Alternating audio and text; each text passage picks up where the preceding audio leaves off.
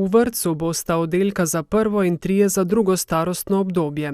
Ocenjena vrednost gradbeno-obrtniških del in opreme je 3 milijone evrov. Zaključek gradnje je predviden do 30. oktobra prihodnje leto, vseh drugih del pa do februarja 2022.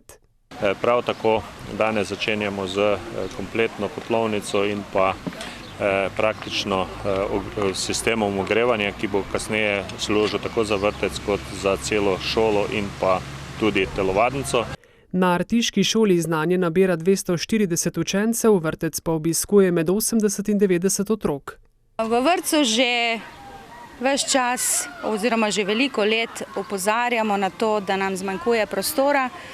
Namreč, ko se je vrtec iz prosvetnega doma preselil v prostore šole, sta bila samo 2 prostora namenjena za potrebe vrtca in za tisti čas je pač to zadostovalo.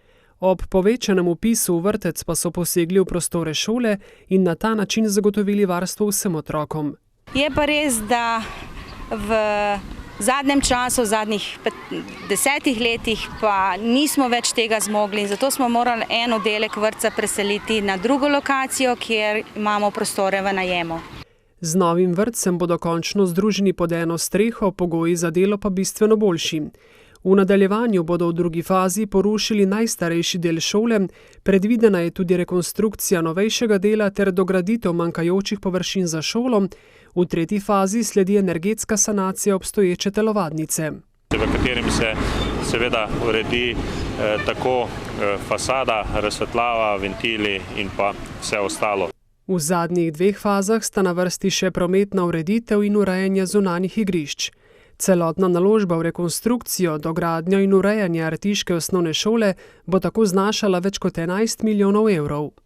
Če seveda povem, kaj to pomeni za občino Brežice, cela občina ima na letnem nivoju približno 7,5 milijonov evrov denarja za investicije, kar pomeni za vse od cest, pločnikov, vodovodov, šol in vsega ostalega. Poleg vrtca v Artičah se občina letos loteva še gradnje vrtca v Dobovi.